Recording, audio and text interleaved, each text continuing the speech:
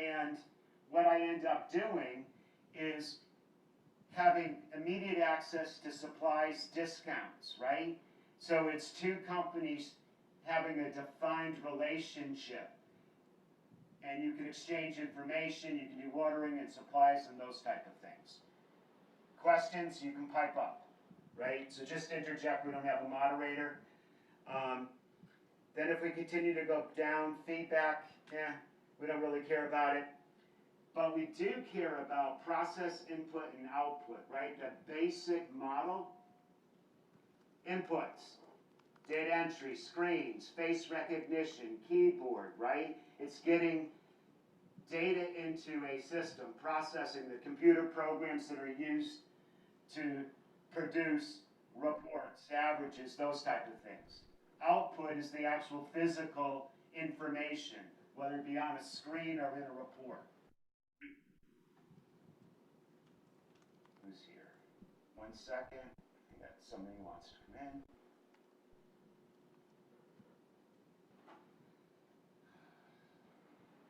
Okay.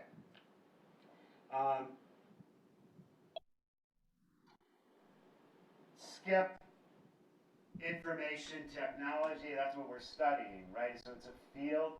But in the book, they use lots of different words. Management information systems, information technology, information systems, right? Just remember that they're made up of hardware, software, people, procedures, right? It composes a system. The internet. We hit it again in chapter 3 and chapter 4. The internet is the network of networks, right? And you access it through a browser. Not a big deal. Knowledge workers, that's what you guys are going to end up being regardless of your field, right? You're going to be skilled and you're going to be using data in order to make decisions or make recommendations. Again, this is not an OB class, so I'm not going to poll you on what's the difference between middle management and senior. So we can kind of skip those. Oh, yeah. I would look at page 29 where they give the different views, socio-technical versus behavioral. Just have a feeling, because sometimes the term is used and it's really not correct, but you recognize it and therefore you check it off as correct, right? But chapter 1 didn't have a ton of content. UPS case is very important. There's random questions, but you may end up getting the test that have 2 or 3 questions from UPS. So please go over it. UPS, Bcash Financials, Etsy, Uber, and Airbnb, Deutsche Bank,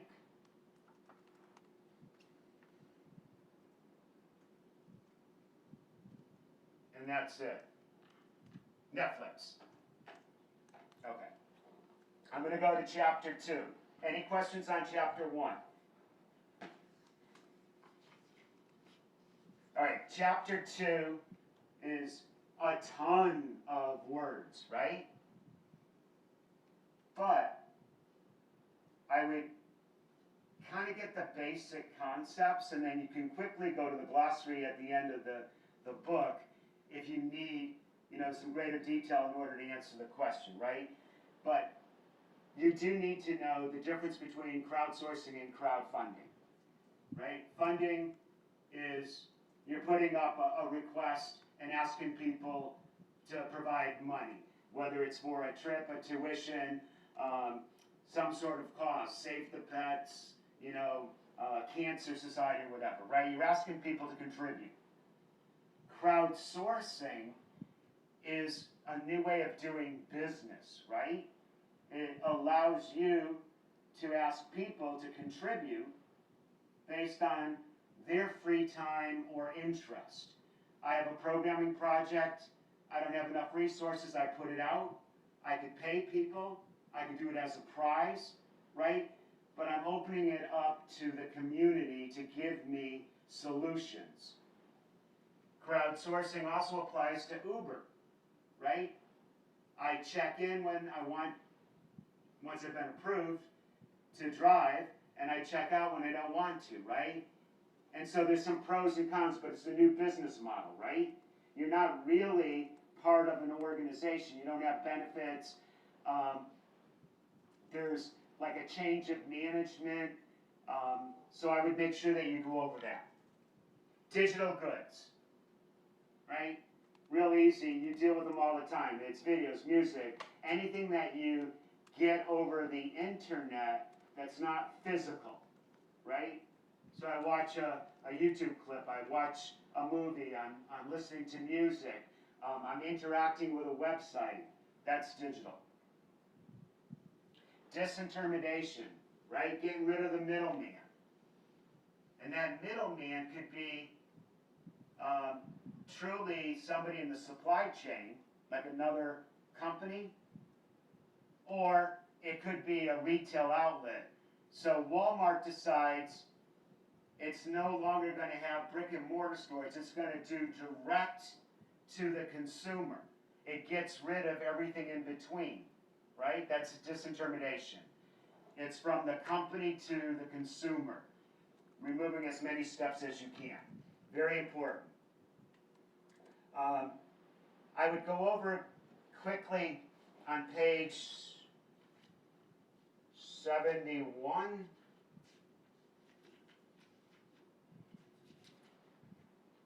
Right? So there's a lot of terms. What's a private industrial network? It's very similar to an extranet. Right? It's between two businesses, it's defined. And it's really like Walmart with its suppliers of goods and materials in order to replenish its shelf, right? Net marketplace, just go over those terms. It's catalog sourcing, it's bringing people together for a series of common products. My mother loves to shop at Vermont Trading Post, right? And they carry products from all over the country. That would be a net marketplace. Freemium, I've mentioned that a number of times, and that's probably important, right? So just like LinkedIn,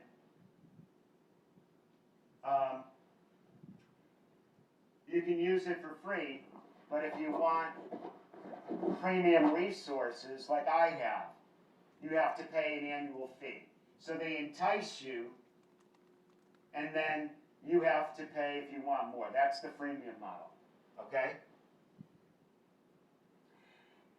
I'm not going to go over the geo, but you should do that. They're fairly easy to understand, right? Geo advertising, when you walk by a location, it's pushing an ad. So if I'm in Kenmore Square, there's not very many restaurants open anymore, but there's still McDonald's, right? It knows my location and it sends me, McDonald's is Big Mac? Yeah, it sends me a coupon for a Big Mac, right? Geo information services is similar. You know, it's based again on my GPS, but it's providing me with ancillary interest or services based on my location. So just go through those. Geosocial, right?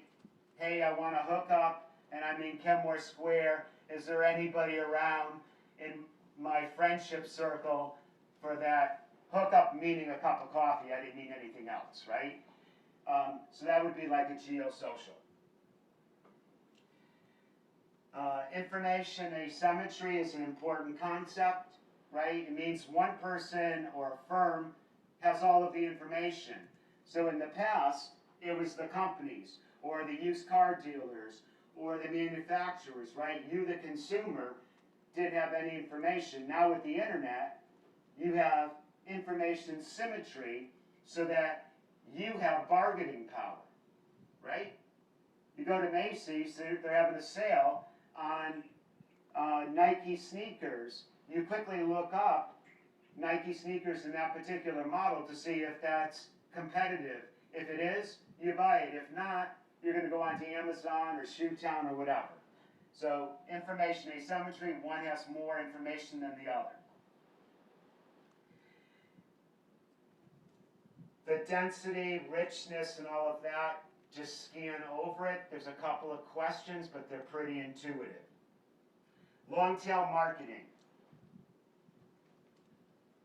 This is, again, where you are trying to entice consumers to buy something that's less popular, kind of like a niche or less known, when they request something that's popular. So I go on to Amazon and I want to buy Nike sneakers, right? They also provide me suggestions for knockoff brands because they make a greater profit on that, right? That's the long tail. The lower the knowledge of that source is or product, the greater the profit. So if I can marry the two together, wow, that's pretty good, right? And so you think about it, when you go onto Netflix, again, they use long tail. They don't have new releases. What they're trying to do is to get you to watch some of the older stuff, right? The B releases, the TV programs. Why? They pay less of a royalty fee. So I put in X, and now I'm getting Dawson's Creek, which was, I think, an early 2000s TV program. They're paying less of a royalty fee. So I'm marrying the two.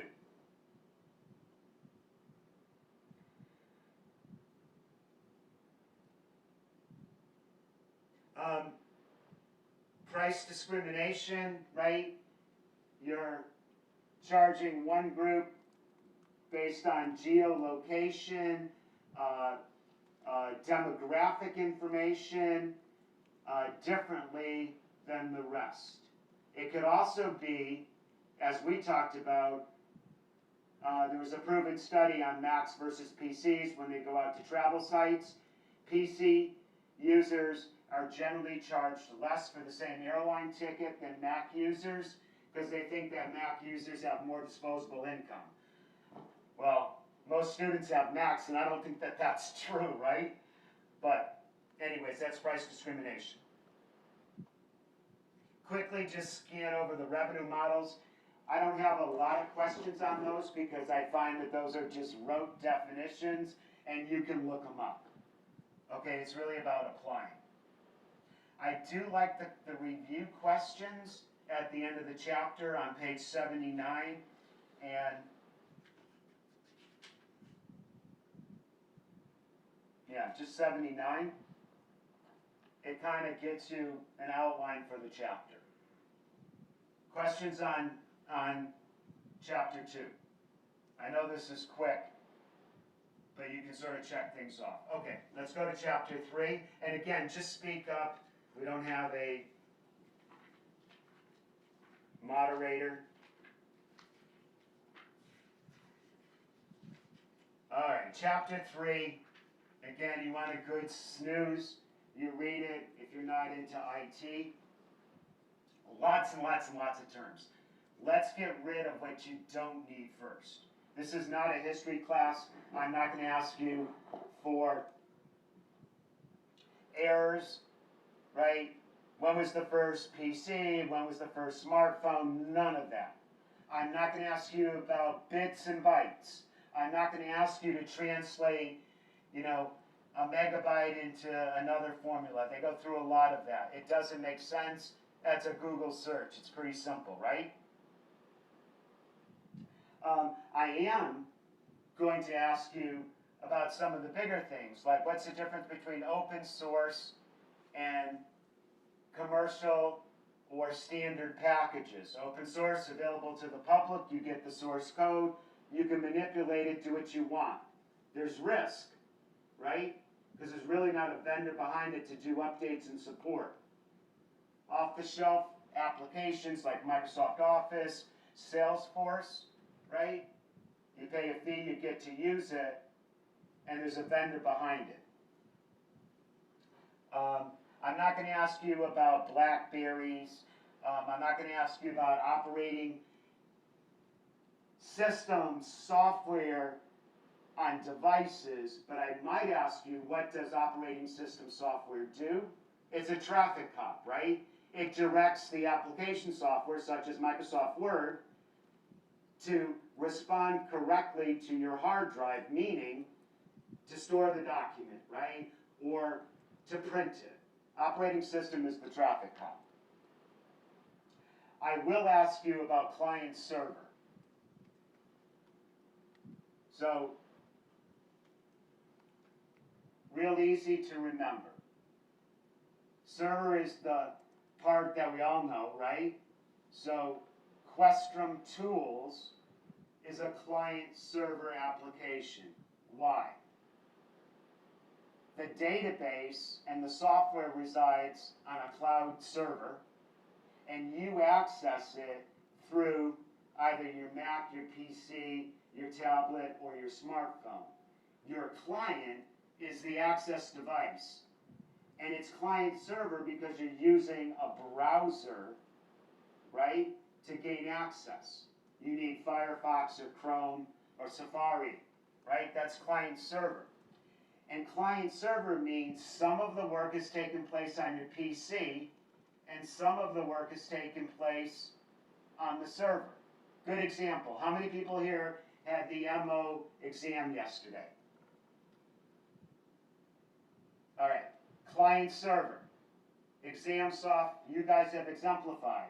You signed on, you downloaded an encrypted file, right? You got the password. It opened the file. You're doing all of the work on your PC. When the test is completed, you reopen the internet and you push it to the server, and now the server checks it in, scores it, right? But it's a break of work. Some of it occurs on your PC, some of it occurs on ExamSoft. When we take our exam, we're going to be in Questrom Tools. It will be completely operating on the server. You're going to need your PC to access it, but all of the work is taking place on the server.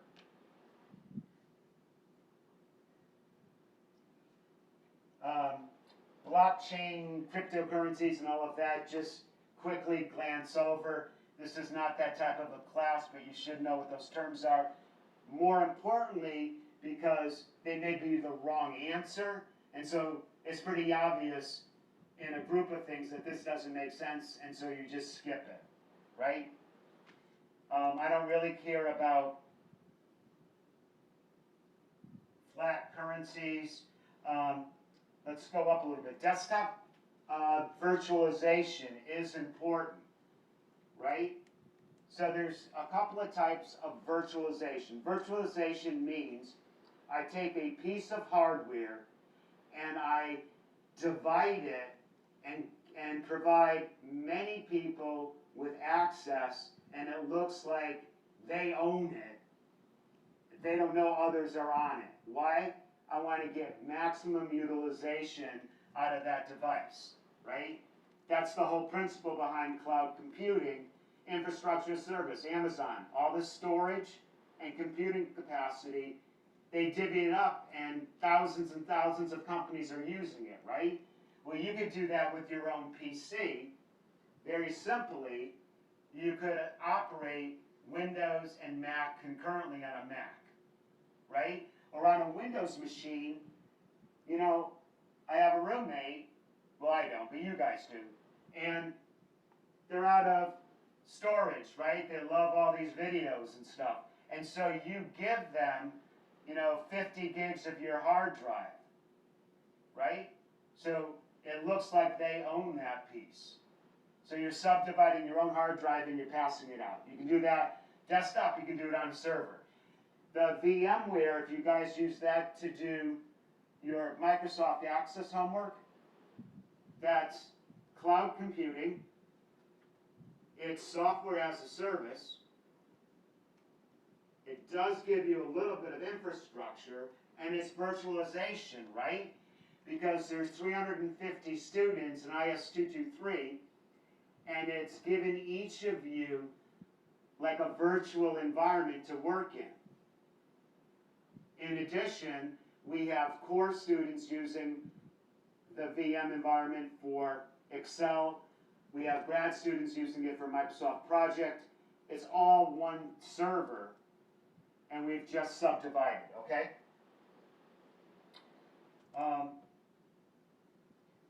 Keep on going down. I don't care about flat currencies. Firmware, we've already quizzed on that. Remember, it's unique software on sensors and appliances that direct that appliance or sensor to do something, right? And you need the manufacturer to do the update, like a thermostat, right? A smart thermostat has controlling software. You don't do anything with your PC or Mac, right? It's the vendor itself. I don't care about Gigabyte. I don't care about GNU. I don't care about HoloLens. I would go over vertical versus horizontal markets, right? And all you have to remember is horizon is left to right, and vertical is up and down. So left to right means everybody can use it. That's horizontal, right? And so it's a generic product that all companies can use, like email, Word, PowerPoint. Vertical would be a very specific software for higher education, such as learning management or turning point technologies, right? Audience response. So vertical is within a market share, and horizontal is across. Internet of Things, you guys should know, right? It's devices always connected and pushing information to an application that's on a hosted server, right? So we talked about it. I'm thirsty. My refrigerator has an automatic sensor, and it knows how many beer bottles are left and sends an order for another, 6-pack of craft beer. Dishwashers do that to reorder with Amazon based on needed detergent, right? There's such thousands and thousands of devices, right? Okay. Keep on going. I don't care about just-in-time data. I don't care about a kilobyte. The license is the right to use a product, and that's for commercial software, right? It's not for open source. Open source, there's no license. Linux is just an example of an open source operating system environment. I don't care about machine code. I don't care about Mac OS. I do care about memory, right? Volatile versus main. Volatile means if you lose power, whatever you're doing is gone, right? But that's so important to gamers because they want volatile memory, which means every time they take an action and respond, they don't want to have to do calls to the hard drive. They want it to be in memory so it's speedier. They get a quicker response, right? But as soon as you have an internet connection interruption or a power, you've lost it. That's why, if you ever notice on your computer, let's say you disconnected and you're working on a Word document, there's an automatic backup generally that's done, right? Why? Because it was in volatile memory, meaning it boosted up the software in your current document until you hit save. It's really not on the hard drive, right? So that's an important concept. M-commerce, we already know what that is. And again, on the commerces, just substitute B2B versus, C2B, right? Consumer to business, that's the most common, right? Amazon to me. Consumer to consumer, I'm maybe using eBay so that I'm offering my products, right? Government to consumer, voting, registration, license renewal, those type of things.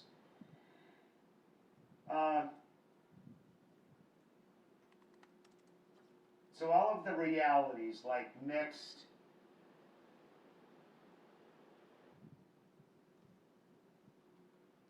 virtual, augmented, trying to see where the rest of them are. Sense of presence. Just glance over. When you read the chapter, it makes sense. We'll get into a little bit more of this in the knowledge management chapter, and so I decided not to do any real quizzing on that. Those could, however, be listed as wrong answers to a question, so that's why I just say glance over it. Okay. Megabyte, get rid of Microsoft Windows. You know it's an operating system, but I'm not testing on that. Mobile device, you already know what that is. I don't care about mobile device management software. I don't care about mobile systems. I don't care about modern style application. I do care about native application. Who can tell me what a native application is? Matthew. It's a purpose-built application for a specific task for a business, let's say. So, like team rooms or whatever the case may be. Okay. So a native application is built specifically for the device that it's going to be offered on. So a native application for an iPhone, you can only get through the App Store. That app will not work on an Android. And the reason why it's native is it makes best use of the iPhone features, right? The camera, the face recognition, the swipe left and right and up and down and all that stuff, right? Versus a web application, which will work on any type of device that has a browser that's accepted, right? So you can use Questrom World on your iPhone, on your Android, on your PC or your Mac, right? It's browser dependent, not device dependent. That's the key. And there's trade-offs on each, right? So if I wanted to develop a new app, if I were to develop in the European, Asian market, I probably wouldn't develop for the iPhone. I would probably develop for the Android, right? But if I'm in the US, I'm going to do the iPhone because that's the market share. So there's a difference. Non-volatile, we talked about. I don't care about object-oriented right now. It's just a database type.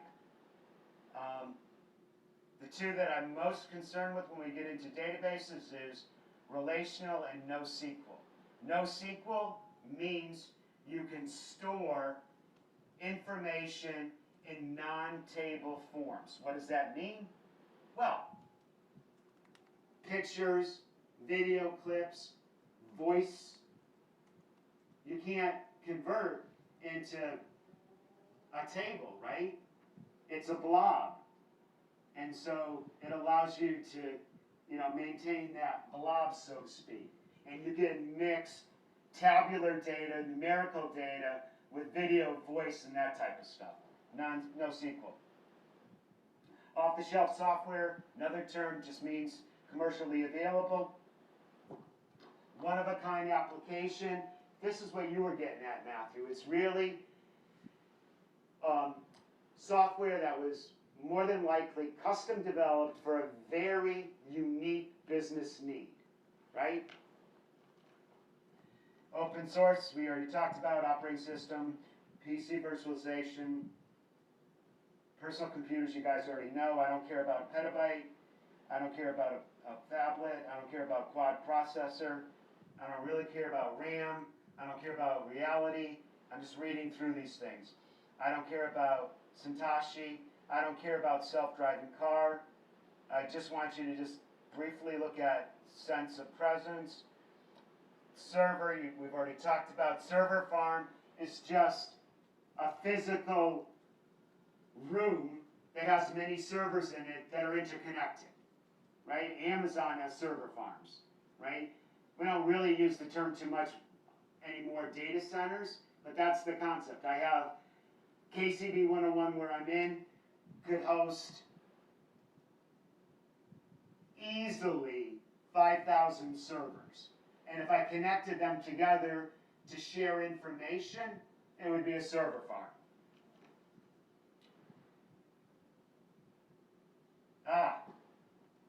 So there's a term as we keep on going through, thick client. What's a thick client? Not somebody who's fat. Wow. What's a thick client?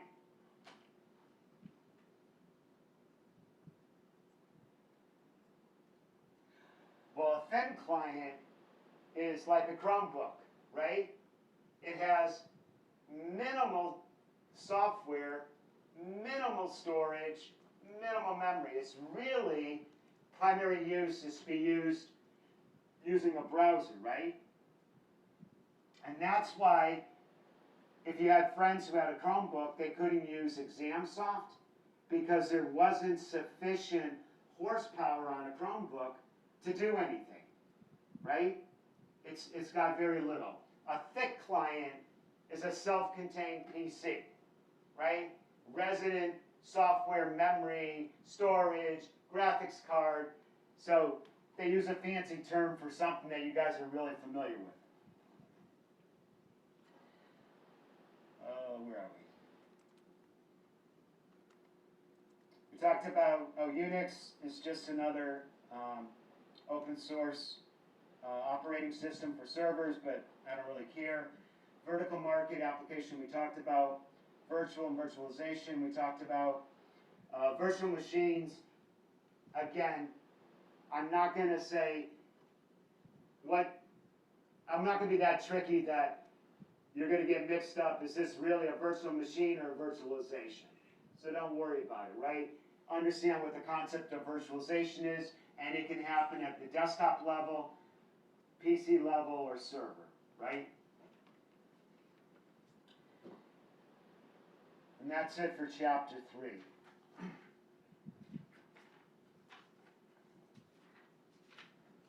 Chapter 4, the cloud. Okay. So I'm not going to be that basic, like, oh, what are the 3 types of cloud service? Basics, right? Infrastructure versus platform versus software. More than likely, you're going to read a couple of sentences and say the best fit for that would be infrastructure, platform, or software. Okay? So, how do you determine best fit? If the company wants to maintain and develop their own application, and they want the vendor to take care of everything else, then it's going to be platform as a service. If the company says, you know what, I want to use best of the industry, and I'm going to license my users to use the product, I'm going to pay a fee. But I want the company to do updates, security, everything else. That's software. And if I basically need pooled, elastic, occasional resources to meet a peak demand, like the example for registration. We know registration only happens a couple of times a year, right? So infrastructure as a service would probably make a lot of sense because they can give me what I need for computing power and storage to meet that demand, and when I don't need it, I'm not paying for it, right? So I would make sure I go over those. Questions on those?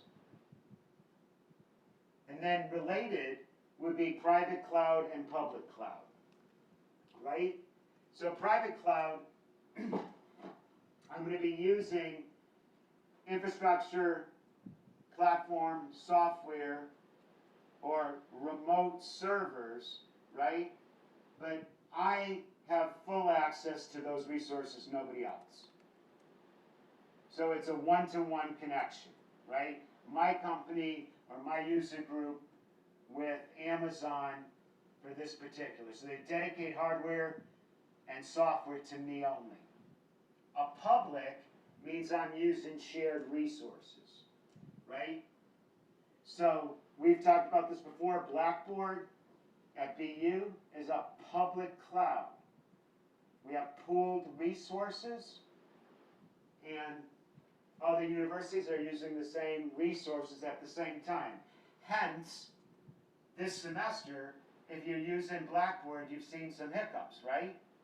That's because they didn't tune it enough, right? There was not enough resources to meet demand. Okay. Again, I'm on page 203. So, I don't care about 10, 100, 1000 Ethernet. You should know, as a business student, Ethernet is a wired and wireless, right? The standard is 802.11. But I'm not testing on it. Bluetooth is really a personal network, right?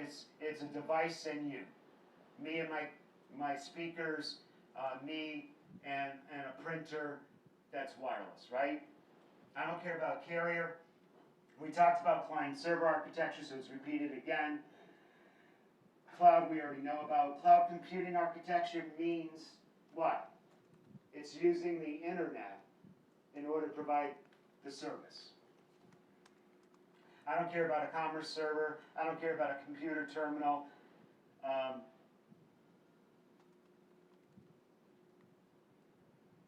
This time around, I don't care about the content delivery network. I'm not going to get real fussy about what are the various tiers, so I don't care about the database tier. You've tested enough on database.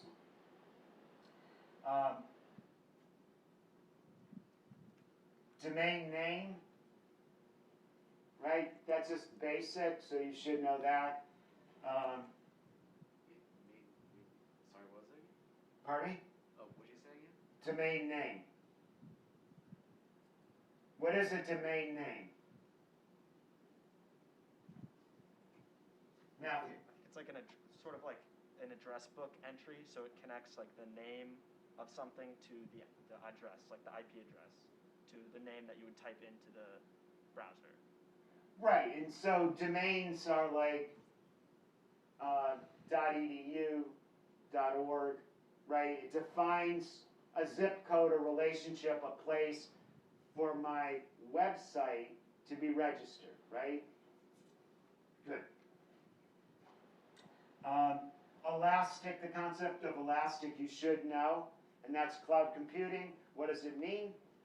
That resources collapse and grow based on need. There's also another concept called utility. What's that?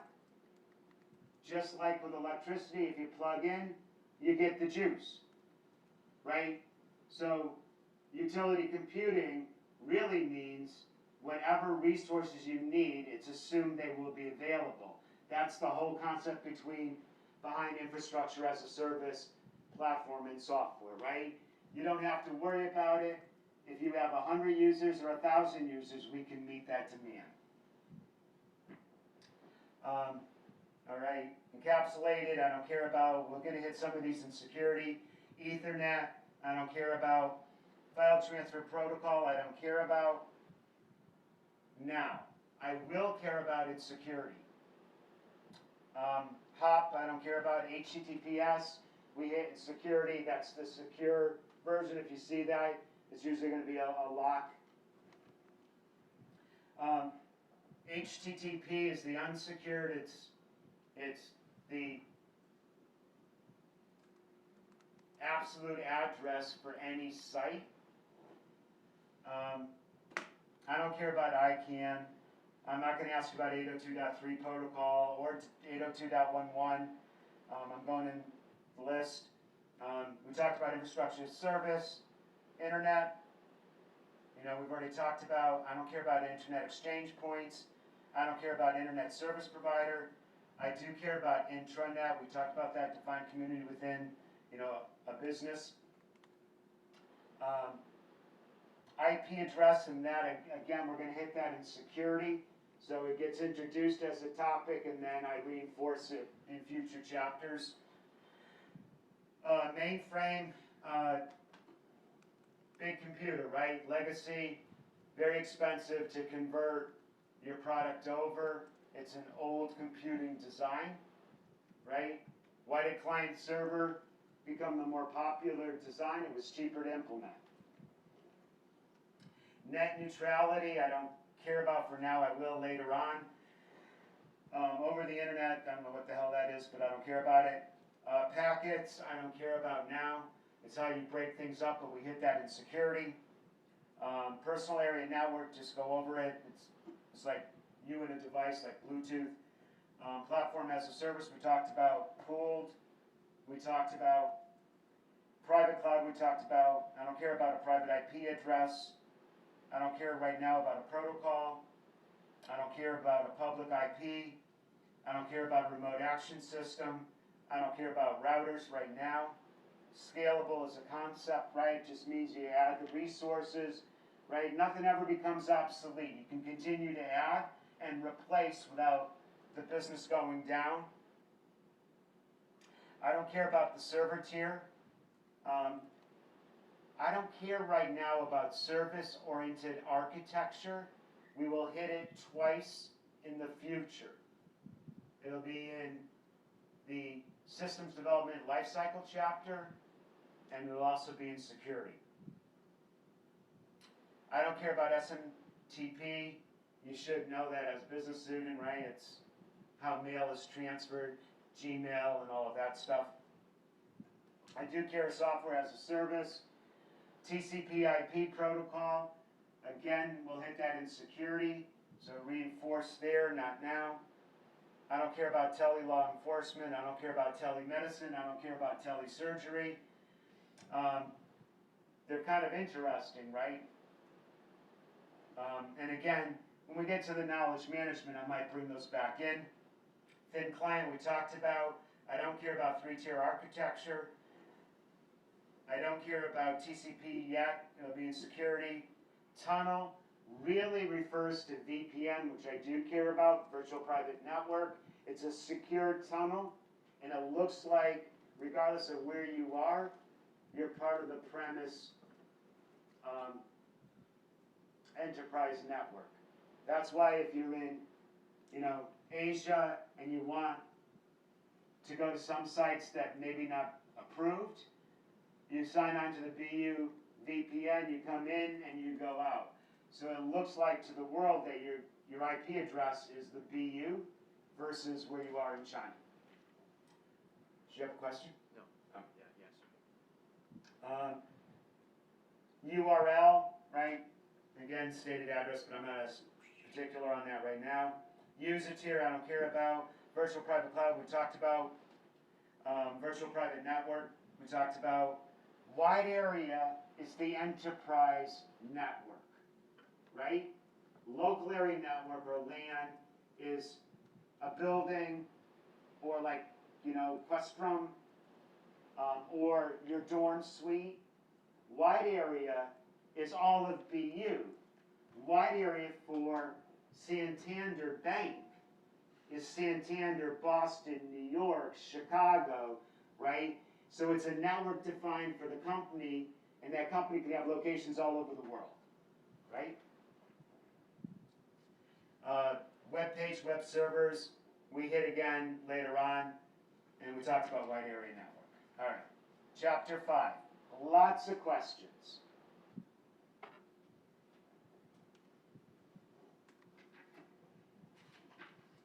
Most of these are applied. So you'll read a couple of sentences, and then Mary is doing what? She's developing an entity relationship diagram. Or Mary's doing the following, which would not apply to the conceptual model. Conceptual model, again, is an entity relationship diagram, right? So in an ERD, what don't we do? We don't define intermediary tables. We don't define foreign keys, right? Attributes have to be unique per entity, otherwise your theme has a corruption. So those are going to be the types of questions that are asked, as well as for the database. I recommend strongly, not that you reopen Microsoft Access, but the few video clips you look at, because it there are questions related to those, right? What's a table? What's it do? What are some of the functions? So I'm now on page 252 in the database chapter. Access, you obviously know about. Attributes, right? You should know about. That's an entity relationship diagram. They become fields in a database design. I don't care about a bit. A column is in fact a field, right, in the database design.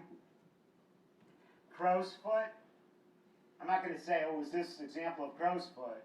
But it's cardinalities, it's relationship, right? What you do need to know is you need a min and max on both sides of that entity, right? So golden rule. So I might say, Dan is creating an ERD, and he did the following. What step did he miss? And if you read through the answers, it's like, oh, he didn't apply both minimum and maximum to the relationship, right? So just read the questions carefully. Data integrity problem. Oh, so the notes, the lecture slides from Tuesday, I give you good, useful definitions for data integrity, data duplication, data inconsistency. So just go over those. Database administration, database application, those are pretty easy to go through. Database management system is really the software, so it's like Microsoft Access is a database management system. MySQL, the most popular, but there's also Oracle and those kind of products, right? DB2 is just another example of a relational database, but I'm not testing you on it. You know what an NT is, you know what an ERD is, you know what fields are.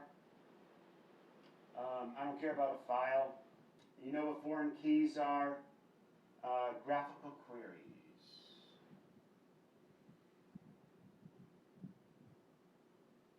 I don't care about graphical queries. Identifier.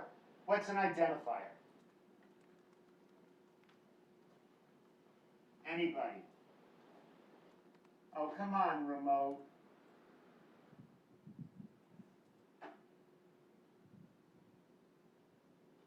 Is that how you keep? Audrey? Oh, you want to come in? You're kind of late. Anybody? And you need. Oh, drives me crazy. That's your primary key. It's that simple, right? Every entity in every table must have a unique identifier, right? And you're not limited in the table design to how many foreign keys. But does every table have to have a foreign key? How many say yes? How many say no? How many don't know? A table does not need a foreign key unless it's linked to another table. That's the relationship, right? But student can just be last name, first name, address, BUID, or student ID. There's no foreign key. It will then be linked to course, housing. Each of those are going to use student ID as a foreign key. Okay? Make sure you keep that in mind. I don't care about in-memory DMS. Go over loss update problem. That's pretty easy. I think it's also in Tuesday's notes. If not, it's pretty easy. Oh, 239. Faculty love to use the shorthand, so just go over the shorthand, right? Have a little index card of what N to M means, what one ... M means, right? Real basic. One to many to many, but understand the shorthand. There are several questions that use the shorthand.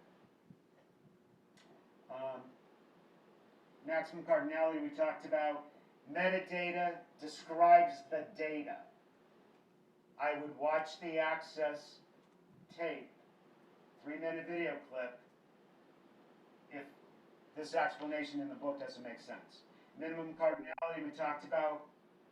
I don't care about Mongo database, although it sounds kind of interesting, like musical, but you don't need to know it. Multi-user processing I don't care about, but it's very easy to understand. MySQL, I'm not going to ask you what MySQL is, you should know that. It's a personal database, but it's also the database behind just about all of WordPress websites. Why? It's free, it's easy to use, right? I don't care about NewSQL database. I don't care about normal forms. I do care about normalization.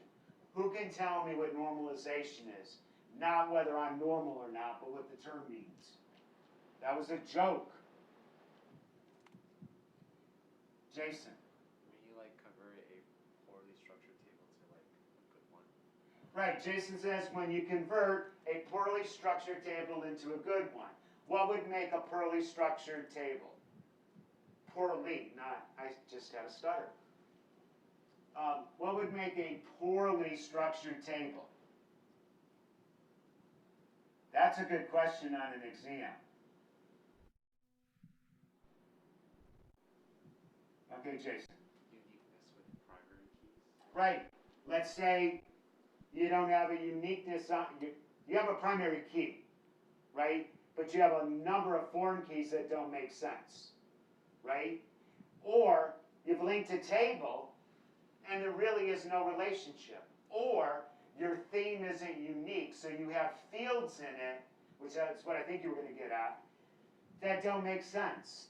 So in the student table, I'm also going to have fields about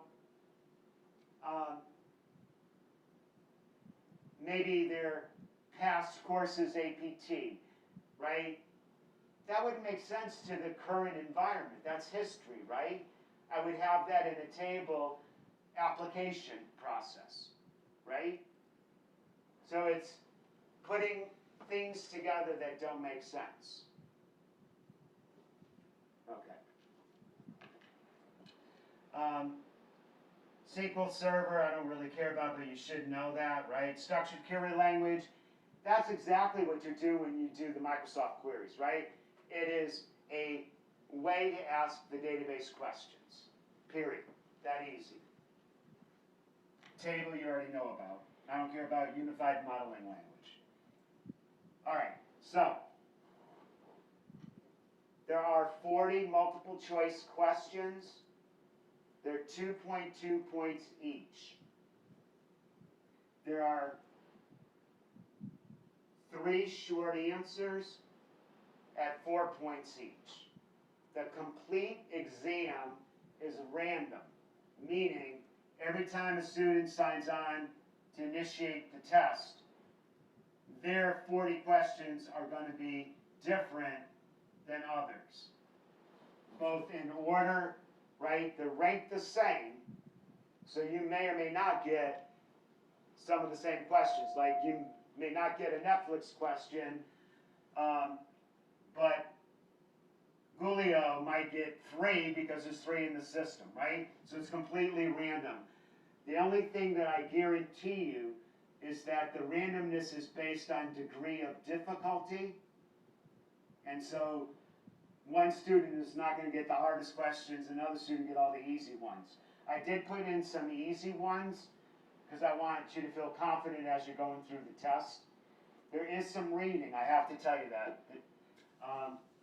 But basically you have 1.5 minutes per multiple choice and 3 or 4 minutes for the short answer. The short answer are bullets. I don't care about spelling. I don't care about grammar. Just don't tell me off or swear at me. I don't care about complete sentences. Just put your thoughts down, right? You're under time pressure, so this is not a writing exercise. It's do you understand it? Questions? I had a great question last night with my students that came on at 9 p.m. Do I curve? It depends on how the class performs, so I can't answer that yet. I do throw out the highest score, and I throw out the lowest score when I look at what the average is, and then based on that, I determine. Sometimes, if we're too close to, an 80, 78 to an 80, I don't curve. I wait to the end of the semester, and that's when I boost. Right after I release the grade for the exam, I will also allow you to see your calculated grade book, grade to date. Right now you can look at individual, but you don't see the calculated grade because quite honestly, I've been pretty fair in my grading or generous. So grades are pretty high until you actually get an exam, right? And I don't want to deflate you. You go into an exam at a 97, you come out with an 84, right? But it's because of the weight of the exam. And then you can keep track going forward. This midterm, again, it's new content because we have some new chapters, but generally my class comes in somewhere around a 78 to an 80 without a curve naturally. But that's the past. We might come in higher, we might come in lower, so it really depends. I know you've heard horror stories from other students about the exam, but that's because it was not open book, open note, and it was memorization, which I hated. It was definition. And we asked you, so the following is the definition of what? And it's TCP/IP. That's not learning, that's not applied. These are applied. So in some ways I think you should do better, but we'll see. I do take bribes.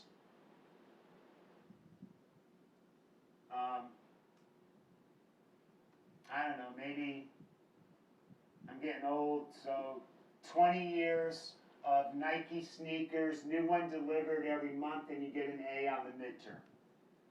If you do 30 years, you get an A on the midterm and the final. Well, it's a pretty lively class tonight. Do you know how hard it is sitting up here or standing up here? Oh, the other thing I thought was really great last night, one of the students, and you're getting the A. You know how I always joke, oh, your professor is tall, dark, and handsome, right? Well, I'm really short and old. And she's like, Professor, you do come across very tall on the Zoom. And I'm like, that's BS, but I love it. Thank you. So, again, don't stress over the exam. If you do the calculations and you do, the homework, the teamwork, and all of that, you can figure out basically what you need on this exam to get a B or greater in the course, right? I kind of structure it in your favor. I want you to learn. All right. Anything else?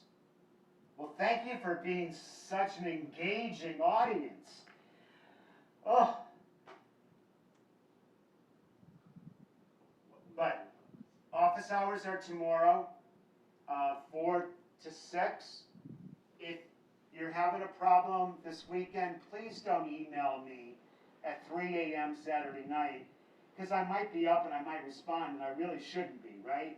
But if you have a problem with something, consolidate your questions, and I really will try to be responsive, okay? If I think it's a question that other people might have, I would push it out through an email, but I won't do it per question. I'll kind of summarize it, otherwise it's too hard for you to keep track of. The exam is Monday night, 7 p.m. Eastern Standard Time. Please show up on time this time, a few minutes early, because we've got to check you guys in. It's Zoom recording. I hate it. If you're in international time zones and you use VPN, you shouldn't need it for questrom tools. You shouldn't need it for Zoom, right? If you want to give yourself the maximum bandwidth, makeup is Tuesday morning at 7 a.m. or Wednesday.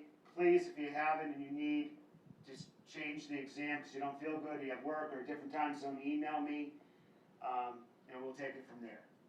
I will be really quick on turnaround on the exam, but it probably won't on the grade. If the last exams are in on Wednesday, I probably will do it.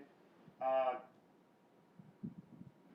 don't want to ruin people's weekends, so Halloween is a Saturday. I'll probably do it on that Monday, because what I also do before I release grades is I look at questions where people got wrong and what was the percentage. I reread how you answered it, and in some cases, I throw the question out or I give everybody the points for the question because it wasn't clear. So I do quite a bit of analysis before I release. I will give you your grade, what the class average was. I'll break it down with multiple choice and short answer, the difference in points. Okay?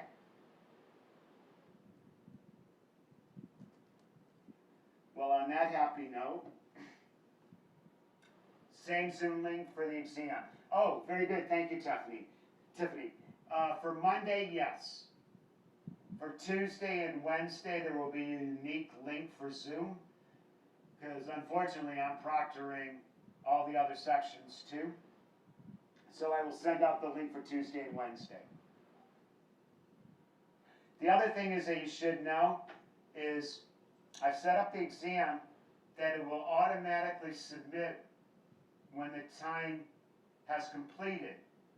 That way there, you don't have the risk of not submitting your work, right? So if you don't finish, at least you get credit for what you've done, and it saves it every time you move from question to question.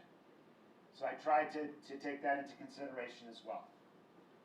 No drawings, no queries, no database design, just questions about it.